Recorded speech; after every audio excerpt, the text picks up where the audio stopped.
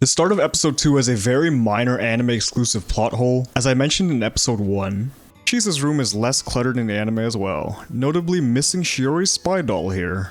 It has now seemingly spawned into Chisa's room, making it kind of impossible for Shiori to have seen what went down between Iori and Chisa in the context of the anime. Anyway, after they've all convened at Grand Blue, the anime adds a POV change so that Shiori is now also bowing towards Peekaboo, as well as the reader. Also, the composition of this shot is completely changed as Nanaka and Chisa are separated from the shocked crowd and moved to the foreground. Additionally, the anime cut this scene of Shiori recounting when she saw Chisa and Azusa on TV. Here, the Kitahara siblings swap positions, and in turn also swap which hands they use for their peace signs. Sadly, this panel doesn't make the cut in the anime when Iori tries to hide his dark history. The anime then cuts Chisa, Aina, and Azusa laughing at him because of his embarrassing past, along with more teasing from Azusa later on. This panel has been altered as Nanaka and Chisa are no longer holding snacks anymore. Later, the anime elongates this scene by adding Kohei dropping the chainsaw that he was about to turn into a murder weapon. In these two shots of Kohei offering money, the bill's orientations have been flipped.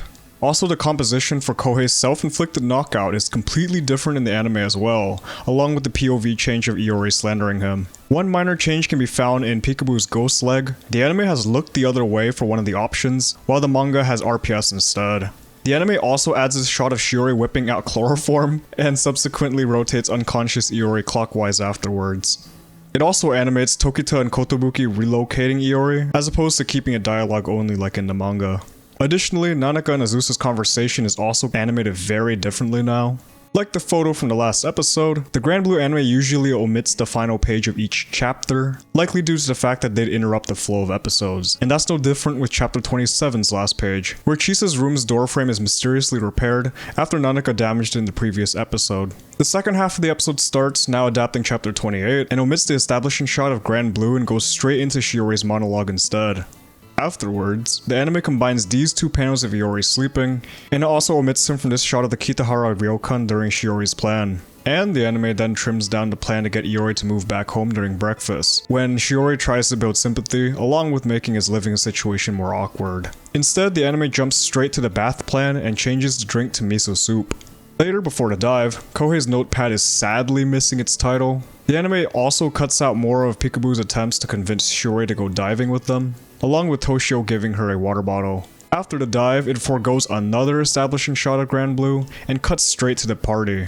And the anime then also removes the part where Azusa proposes the hypothetical to Shiori if Iori got a girlfriend, which honestly might be the biggest plot related change in this season so far, as it in turn cuts out Shiori analyzing the Peekaboo women. This next part is not really a change from season 2 of the anime per se, but more so one from season 1. You see, this suit on the right side was actually cut from season 1 episode 1, where Kotobuki was supposed to be wearing it while recruiting members during the club rush. In turn, it was then cut from episode 7 of season 1, where the Scumbros were investigating Iori's room, making this scene its anime debut. In other words, if you didn't read the manga, this detail would likely just blend into the background. Anyway, back to the show, Shiori picks up a diving DVD as opposed to an AV in the anime, and therefore eliminates her shocked expression. And afterwards, it also cuts an establishing shot with the full moon, which makes things harder for me for the next timeline video. Near the end of the episode, the design of the train Shiori takes has been updated as well. And this chapter's last page is omitted, of course, this time featuring Aina finding solace in Shiori.